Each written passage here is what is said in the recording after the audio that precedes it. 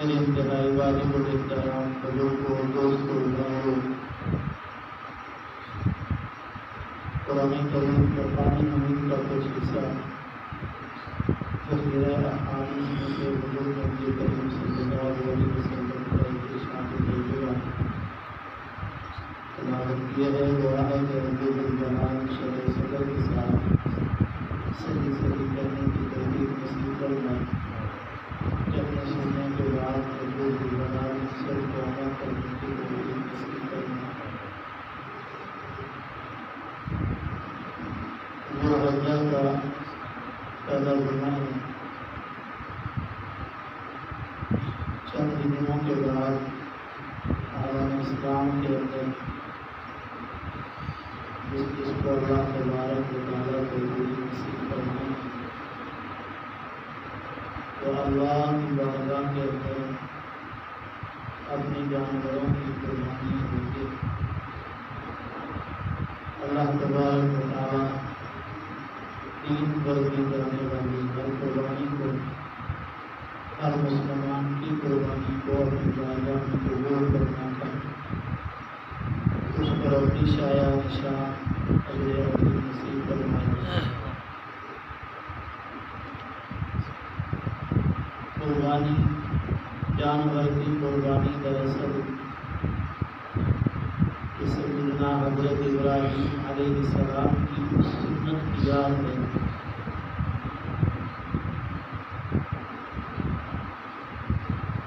جو آپ نے اپنے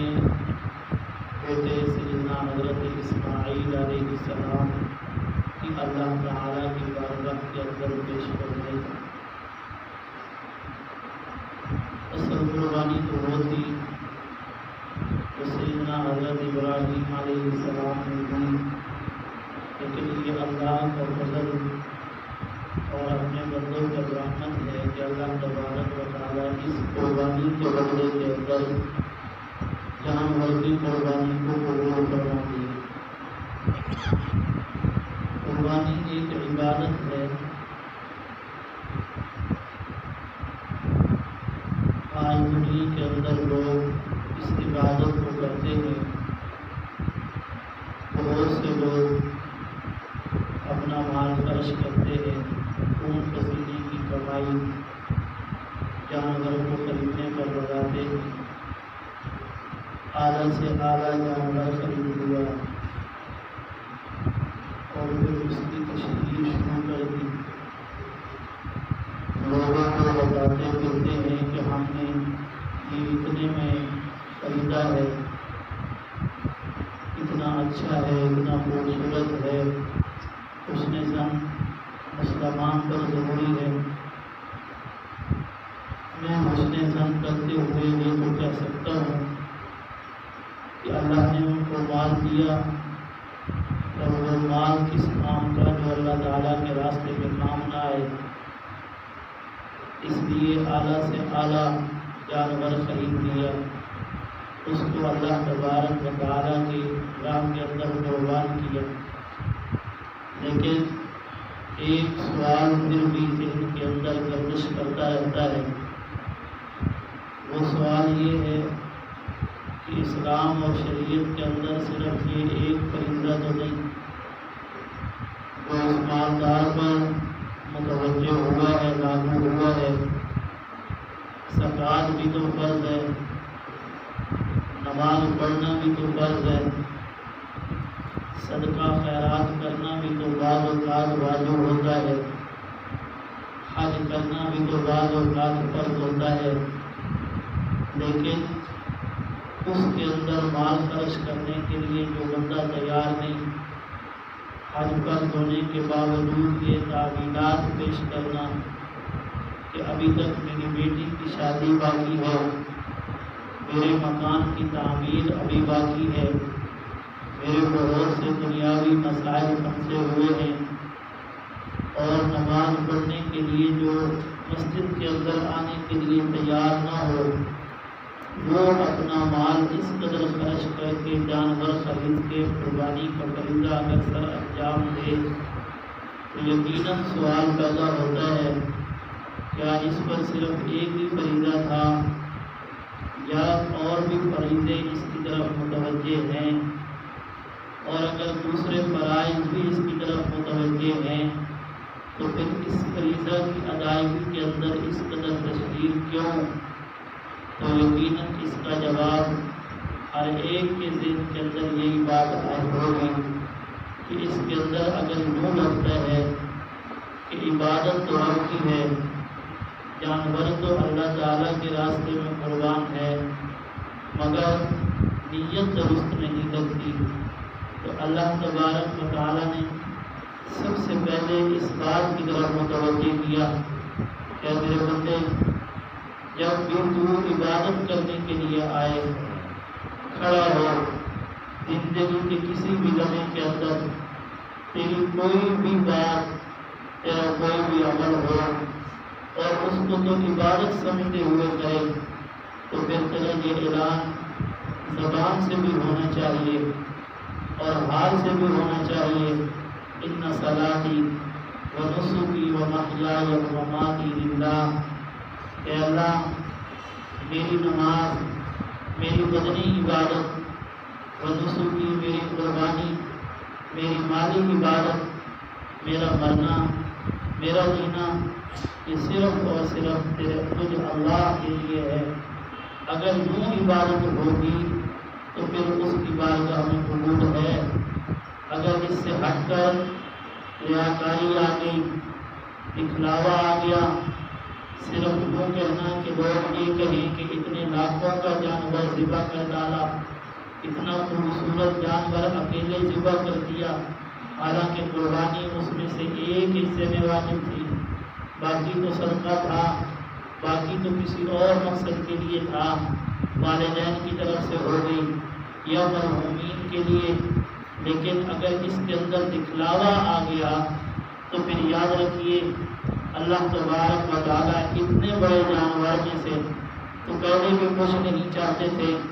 لن ینال اللہ لحومها ولا دماؤها ولکن ینالہ التقوی، اللہ کہتے ہیں کہ یہ جو تم جانور ذبح کرتے ہو اس میں سے نہ تو ہمیں گوشت چاہیے، نہ اس کی ضرورت، نہ اس کا خون ہماری بارگاہ کے اندر پہنچتا ہے،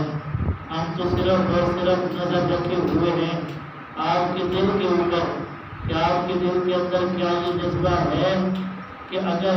جانور کی گردن پر چھری چلاتے ہوئے آپ کے دل کے اندر کیا یہ جذبہ ہے کہ یا اللہ اگر اس جانور پہ آج میں چھری چلا رہا ہوں، کل اگر تیری طرف سے حکم تیرے راستے کے اندر والدین کو قربان کرنے کا آ جائے، اولاد کو قربان کرنے کا آ جائے، خود اپنے آپ کو قربان کرنے کا آ جائے، تو میں اس کے لیے بھی تیار ہوں۔ یہ ہے تقویٰ دراصل کہ بندہ جانور پر چھری چلاتے ہوئے اس جذبے کے ساتھ چھری چلائے۔ اللہ کہتے ہیں کہ ہم آپ کے دلوں کو دیکھتے ہیں کہ دل کے اندر کیا یہ جذبہ ہے کہ آج جانور کی گلے پہ چھری چلا رہا ہو، کل یا اللہ اگر تیرا حکم ہوا تو پھر والدین پر بھی میں چھری چلانے کے لیے، تلوار چلانے کے لیے حاضر ہوں۔ غزوہ بدر کے موقع کے بعد اصحاب پیغمبر کی جماعت بیٹھی ہے، آپس کے اندر باتوں کے اندر مصروف ہے، پوچھ رہے ہیں کہ تو نے بدر کے میدان کے اندر کیا اپنا چشمہ، کیا آپ نے اپنی طاقت کے جوہر دکھائے، کوئی اپنا جوہر کسی انداز کے اندر بیان کر رہا ہے۔ حضرت عبدالرحمن بن ابی بکر رضی اللہ تعالیٰ بھی بیٹھے ہیں، سیدنا صدیق اکبر کے بیٹے ہیں، عرض کیا کہ میں بھی اپنے اس میدان کے اندر جو جوہر دکھائے اور جو میرے ساتھ واقعہ پیش آیا وہ بھی آپ لوگوں کو سنا دوں۔ 4 دفعہ میری تلوار کے نیچے میرے والد حضرت ابوبکر صدیق رضی اللہ تعالیٰ عنہ آئے، لیکن میں نے تلوار اس لیے واپس کھینچ لی کیونکہ یہ میرے والد تھے۔ حضرت ابوبکر بھی اسی مجلس کے اندر شریک تھے۔ آپ اٹھے، فرمایا واللہ اے عبدالرحمن اس دن تو میری تلوار کے نیچے ایک دفعہ بھی نہیں آیا، اگر آیا ہوتا تو یہ ابوبکر کی تلوار اپنے بیٹے کی گردن پر چلنے سے کبھی بھی پیچھے نہ ہٹتی، تیرا سر میں تیرے تن سے جدا کر دیتا، اس لیے کہ اس دن یہ تلوار صرف اور صرف اللہ کے لیے اور میدائے کلمت اللہ کے لیے چل رہی تھی۔ یہ جذبہ اور اثر اللہ تبارک و تعالی انسان کے دل کے اندر چاہتا ہے، اس لیے فرمایا کہ جب بھی تم اپنے جانور کی گردن پر چھری چلانا چاہو، حضور نبی کریم صلی اللہ علیہ وسلم نے ارشاد فرمایا اپنی زبان اور حال سے یوں ہی کہو انی وجہت وجہی للذی فطر السماوات والارض حنیفا وما انا من المشرکین ان صلاتی ونسکی ومحیای ومماتی للہ رب العالمین۔ کہ یا اللہ یہ جو میں جانور ذبح کرنے جا رہا ہوں یہ صرف اور صرف تجھ اللہ کے لیے ہے، اس کے اندر کسی قسم کا کوئی دکھلاوا، کوئی ریاکاری، کسی قسم کا کوئی شہرت مقصود نہیں ہے۔ اللہ تبارک و تعالی نے سب سے پہلے اپنے بندے کو اس طرف متوجہ کیا، عبادت کوئی بھی ہو، چاہے نماز والی ہو، زکوٰۃ والی ہو یا چاہے قربانی والی ہو، اس کے اندر نیت کی درستگی بہت ضروری۔ بڑی مشہور روایت حضور نبی کریم صلی اللہ علیہ وسلم نے ارشاد فرمایا قیامت کے دن عالم کو اللہ تبارک و تعالیٰ کی بارگاہ کے اندر لایا جائے گا۔ اللہ پوچھیں گے کہ عالم تو نے دنیا کے اندر کیا کیا؟ عالم کی فضیلت اگر دیکھی جائے بڑی عجیب، حضور نبی کریم صلی اللہ علیہ وسلم نے ارشاد فرمایا ایک عالم کی فضیلت عابد پر ایسے ہے۔ عابد کون؟ نماز پڑھنے والا، روزہ رکھنے والا، زکوٰۃ دینے والا، اشراق، تہجد، اوابین پڑھنے والا، سارا دن اللہ کا ذکر کرنے والا، یہ عابد ہے۔ اور عابد پر حضور نبی کریم صلی اللہ علیہ وسلم نے ارشاد فرمایا عالم کو ایک عابد پر فضیلت ایسے ہے جیسے کہ مجھ محمد صلی اللہ علیہ وسلم کو فضیلت ایک ادنا سے ادنا امتی پر ہے۔ حضور کی فضیلت کائنات کے اندر اگر سارے کے سارے مسلمان مل جائیں، مومن مل جائیں، کسی ولی کی، کسی اللہ تبارک و تعالیٰ کے دوست کی فضیلت کو نہیں پا سکتے، پھر اگر سارے کے سارے ولی مل جائیں، سارے کے سارے کتب و ابدال مل جائیں، کسی ایک تابعی کے مقام کو نہیں پہنچ سکتے، سارے کے سارے تابعی مل جائیں، کسی ایک صحابی کی فضیلت کو نہیں پہنچ سکتے، پھر سارے کے سارے صحابی، سارے کے سارے انبیاء، پھر انبیاء کی ساری امتیں، اور پھر امتیں کے سارے افراد 14 طبق مل جائیں، میرے اور آپ کے پیغمبر جناب محمد رسول اللہ صلی اللہ علیہ وسلم کی فضیلت کو نہیں پہنچ سکتے۔ حضور نبی کریم صلی اللہ علیہ وسلم کا مقام کہاں، ایک عام امتی کا مقام کہاں، کوئی نسبت ہی نہیں ہے۔ یوں کہیے کہ دنیا کے اندر جتنا پانی ہے اس میں سے ایک قطرہ، اور پھر دنیا کے سارے پانی کو کوئی نسبت حاصل نہیں ہے، آسمان کو زمین کے ساتھ کوئی نسبت حاصل نہیں ہے۔ اللہ نے اس پیغمبر، اللہ کے پیغمبر صلی اللہ علیہ وسلم نے اسی بات کو سمجھانے کے لیے وہ فرمایا جیسے کہ میری فضیلت ایک ادنا امتی کی طرف، ادنا سے ادنا امتی پر ہے، اسی طرح ایک عالم کی فضیلت ایک عابد پر ہے۔ اللہ ہمیں بھی علماء کی صحبت نصیب فرمائے، ان کے ساتھ اللہ ہمارا بھی حشر فرما دے۔ ہم تو علماء کی جوتوں کے شاید مٹی کے برابر بھی نہیں، وہ علماء جن کو فضیلت اللہ کے پیغمبر صلی اللہ علیہ وسلم نے اس انداز کے ساتھ بیان کی ہے، لیکن اللہ تبارک و تعالیٰ کے محبوب پیغمبر فرماتے ہیں اس عالم کو اللہ تبارک و تعالیٰ کی بارگاہ کے اندر پیش کیا جائے گا۔ اللہ پوچھیں گے کیا لے کر آیا؟ وہ کہے گا یا اللہ علم دیا تھا، وہ دنیا کے اندر پڑھایا، کسی پر موت آ گئی، کس لیے؟ یا اللہ تیری رضا کے لیے۔ اللہ فرمائیں گے گزرتا، تو جھوٹ بولتا ہے، تو دنیا کے اندر اس لیے علم پڑھاتا رہا تاکہ تیری واہ واہ ہو اور لوگ تجھے قاری کہیں، لوگ تجھے عالم کہیں، لوگ تجھے مفتی کہیں، تو وہ دنیا کے اندر ہو چکا۔ حدیث کے اندر آتا ہے اللہ 70 فرشتوں کو کہیں گے کہ جاؤ جہنم کی آگ کے زنجیروں کو لے کر آؤ۔ ابن ماجہ کی روایت، اس سے جکڑ کر جہنم کے اندر پھینک دیا جائے گا۔ اللہ کے پیغمبر صلی اللہ علیہ وسلم نے مثال عالم کی دی، پھر اس کے بعد سخی کی دی، پھر اس کے بعد مجاہد کی دی، ان کی اپنی اپنی فضیلتیں اپنی اپنی جگہ پر، اگر اعمال کو دیکھا جائے تو شاید اس سے بڑا کوئی عمل نہ ہو۔ انسان کے اعمال نیچے رہ جاتے ہیں، ان طبقات کے اعمال بہت اونچے چلے جاتے ہیں، لیکن تھوڑی سی نیت کے اندر فرق آیا۔ اللہ کے پیغمبر صلی اللہ علیہ وسلم نے ارشاد فرمایا اتنے بڑے بڑے اعمال کو حابطت اعمال ضائع کر دیا گیا، یہی اعمال انسان کے لیے وبال جان بن گئے۔ اس لیے اللہ تبارک و تعالیٰ نے ارشاد فرمایا میں اور آپ عالم اسلام کے اندر مسلمان جانوروں کو قربانی کریں گے آنے والے دنوں کے اندر، لیکن اس کے لیے سب سے بڑی شرط یہ ہے کہ وَنُسُكِي وَمَحْيَايَ وَمَمَاتِي لِلَّهِ رَبِّ الْعَالَمِينَ، کہ اللہ تبارک و تعالیٰ کے لیے ہو۔ اگر تھوڑا سا دکھلاوا، تھوڑی سی ریاکاری اگر دل کے اندر آ گئی، اس طرح ہم یہ چاہتے ہیں ہمارے دلوں کے اندر یہ بات پیدا نہ ہو، ہم لوگوں کے سامنے یہ بیان نہ کریں۔ ایک اور مشورے کے طور پر عرض کرنا چاہتا ہوں، اپنے بچوں کے دلوں کے اندر بھی یہ بات بٹھائیں کہ جب اپنے جانوروں کو لے کر گلیوں کے اندر جائیں تو کوئی کہے کہ یہ جانور تو بڑا خوبصورت ہے، کتنے میں آیا، تو قیمت بیان کرنے کے بجائے اگر ان کی زبانوں میں یہ جملہ آ جائے کہ ہمارے والد صاحب نے خریدا ہے، معلوم نہیں کتنے کا ہے، جتنے کا بھی ہے خوبصورت ہے، اللہ اس کو قبول کر لے۔ اگر ہو سکتا ہے کسی مومن کی زبان پہ یہ جملہ آ جائے کہ اللہ اس کو اپنی بارگاہ میں قبول کر لے، تو شاید اس کی زبان سے نکلا ہوا جملہ ہماری عبادت کی قبولیت کا سبب بن جائے۔ تو اس لیے جہاں پر ہم خود ان چیزوں کا خیال رکھیں، وہاں پر اپنے بچوں کے ذہن کے اندر بھی یہ جملے بٹھا دیے جائیں، تاکہ ایسا نہ ہو کہ ہم تو دکھلاوا نہ کر رہے ہوں، لیکن ہماری اولاد کی کسی غلطی کی وجہ سے اللہ ہماری قربانیوں کو بھی ضائع کر دے۔ اس لیے سب سے پہلی چیز وہ نیت کا درست ہونا ہے، اللہ ہر ایک کی قربانی کو قبول فرمائے۔ دوسری چیز اللہ کے پیغمبر صلی اللہ علیہ وسلم نے بھی کسی طرف متوجہ کیا، اللہ بھی کسی طرف توجہ دلا رہے ہیں، لا شریک لہ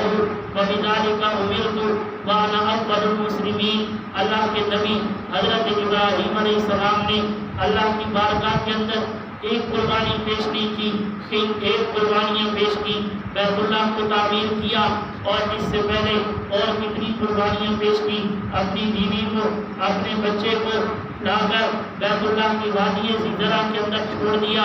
اور بھی کئی قربانیاں پیش کی۔ لیکن جب اس قربانی کی بات آئی، حضرت ابراہیم نے کہا لا شریک لہ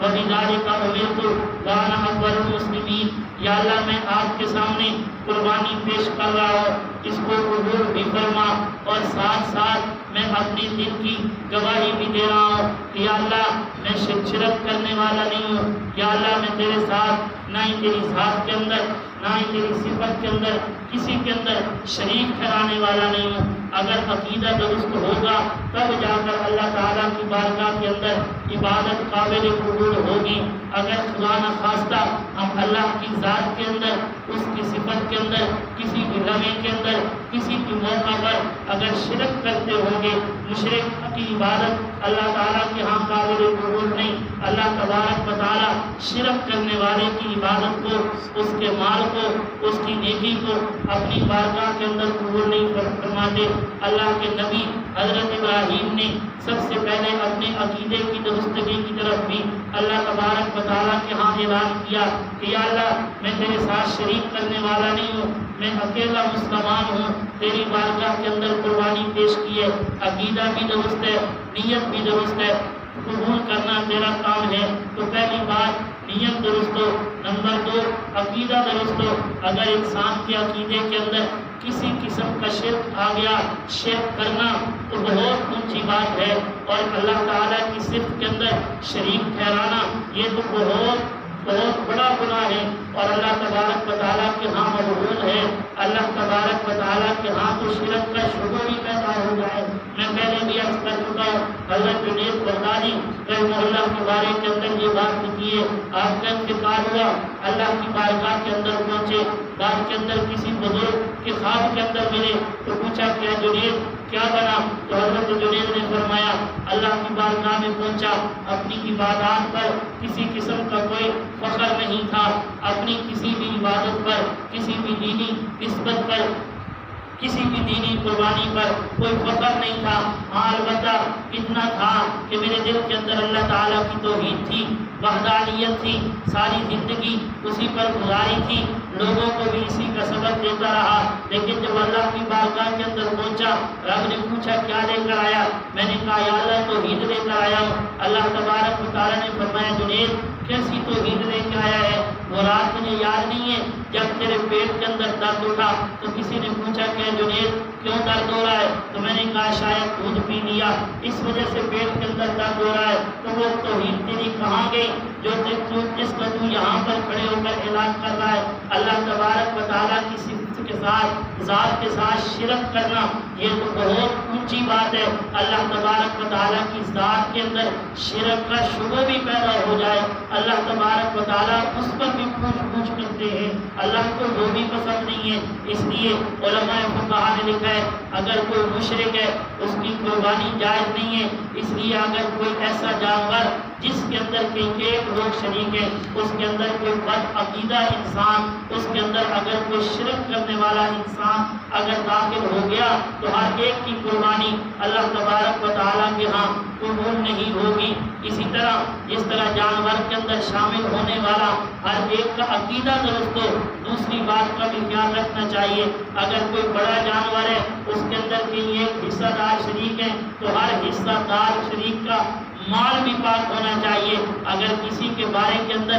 انسان کو یقین ہو کہ اس کا مال پاک نہیں ہے تو اس کو اپنے حصے کے اندر جانور کے اندر شریک نہ کرے، بشرطے کہ یقین ہو۔ اس نے ظن بھی مومن پر ضروری ہے، مال شک کی بنا پر، شبہ کی بنا پر اس پر اس قسم کا فتویٰ لگا دینا یہ بھی ضروری اور لازمی نہیں ہے۔ لیکن حسن ظن کے ساتھ ساتھ اگر یقین ہو اور اس کے پاس مکمل طور پر ثبوت بھی ہو کہ اس انسان کا مال درست نہیں ہے تو اس کو اپنی قربانی کے اندر شریک نہ کرے، کیونکہ اگر ایک کا مال ناپاک تو ہر ایک کی قربانی اللہ تبارک و تعالیٰ کے ہاں ضائع کر دی جائے گی۔ آنے والے دنوں کے اندر جو قربانیاں کی جائیں گی اللہ تبارک و تعالیٰ ہر ایک کی قربانی کو اپنی بارگاہ کے اندر قبول فرمائے اور ہمیں دین اور اسلام کو سمجھ کر اس کے مطابق اللہ اپنی ہر عبادت کرنے کی توفیق نصیب فرمائے۔